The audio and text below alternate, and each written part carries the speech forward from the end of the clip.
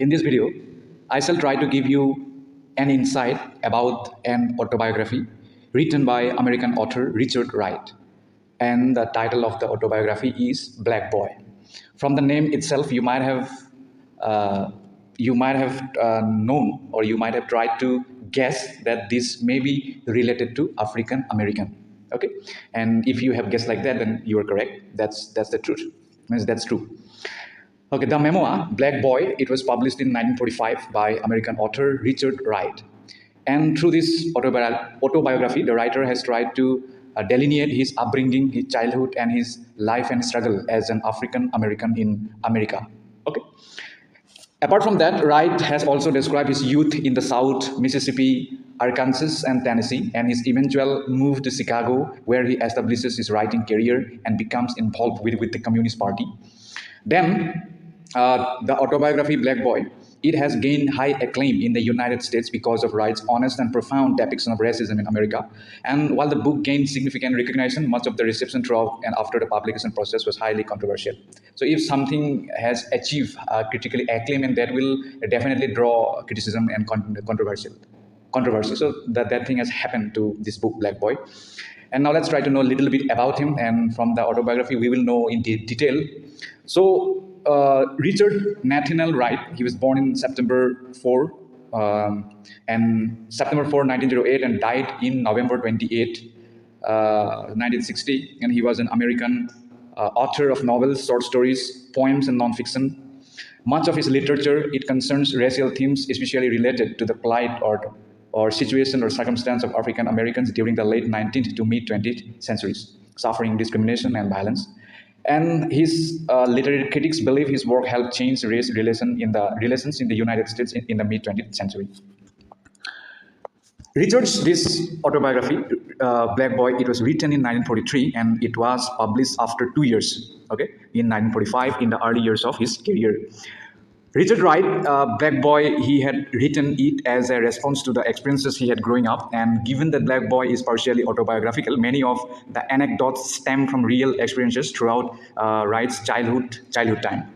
Richard Wright's family spent much of their life in deep poverty, enduring hunger and illness, moving around the country in search of a better life. Wright, he has cited his family and childhood environment as the primary influence in his writing. Specifically, Wright's family's religious presence throughout his childhood held a strong influence in both his religious outlook and his writing. Similarly, Wright's experiences growing up in poverty and during hunger caused considerable distress that he referenced repeatedly in the autobiography Black Boy. Now let's try to know about the autobiography. Black Boy, also called American Hunger, it is, I have already told you, written by Richard Hugg. So through this book, the writer has delineated his childhood and young adulthood. It is split into two sections. Number one is Southern Night, also called, it is also concerning with his childhood in the South, and the horror and the glory that is concerning his early adult years in Chicago. The book, it begins with a mischievous 4-year-old Wright when he was a small boy and he was setting fire to his grandmother's house. So he was a very naughty boy. Wright is curious. He was a curious child and he was living in a household of strict religious women and violent, irresponsible men. After his father had deserted his family, young Wright was shuffled back and forth between his sick mother, his fanatically religious grandmother, and various maternal aunts. Aunts, uncles, and orphanages attempting to take him in. So his childhood was not so happy and prosperous. It was full of trouble and suffering. Despite the efforts of various people and groups to take Wright in, he especially raised himself with no central home. He had no home. He was like a vagabond. And he quickly chafed against the surroundings, reading instead of playing with other children, and rejecting the church in favor of agnosticism at a young age. Moreover, throughout his mischief and hardship, Wright got involved in fighting and drinking before the age of 6. So since his childhood, he was a very kind of ruffian boy. And when Wright turned 11, he began taking jobs and was quickly introduced to the racism that constituted much of his future. We all know, I don't have to reiterate here, that the black community or the African American community in America, they have to suffer for their skin color and for this history, heritage. They had to suffer each and every day since their inception in USA. Okay, so they had to suffer racism and various kinds of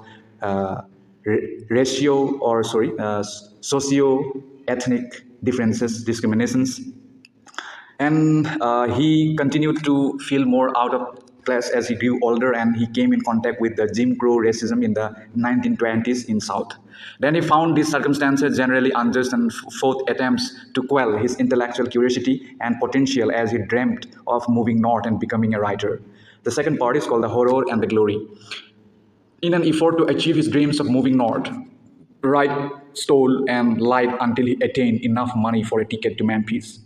Wright's aspirations of escaping racism in his move north were quickly disillusioned as he encountered similar prejudices and oppressions amidst the people in Memphis, prompting him to continue his journeys towards Chicago. Then the youth found the North less racist than the South and began understanding American race relations more deeply. Then he held many jobs, most of them consisting of menial tasks. He was floors during the day and read browsed and medical journals at night. At this time, his family was still suffering in poverty. His mother was disabled by a stroke, and his relatives constantly interrogated him about his atheism and pointless reading. Subsequently, he found a job at the post office where he met white men who shared his cynical view of the world and religion. They invited him to the John Reed Club, an organization that promoted the arts and social change.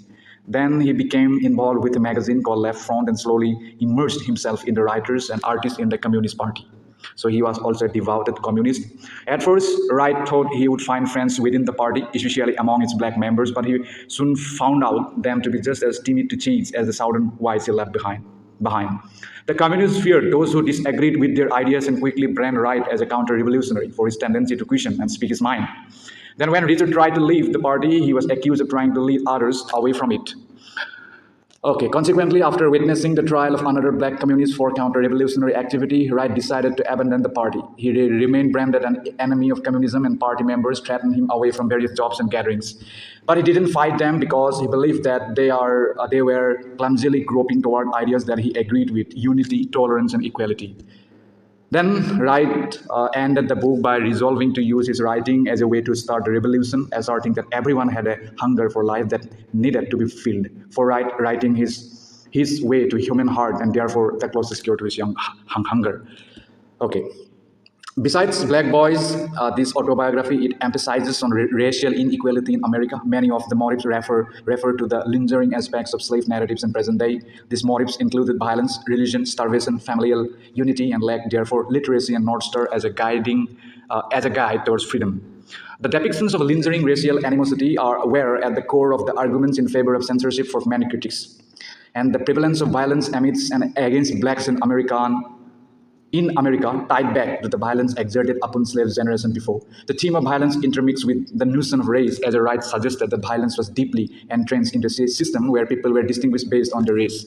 Regardless of Wright's effort to break free from this violent lifestyle, a society based on differences would always feed on an inescapable discourse. So, Wright's skeptical view of Christianity mirrored the religious presence for many slaves. Thank you so much.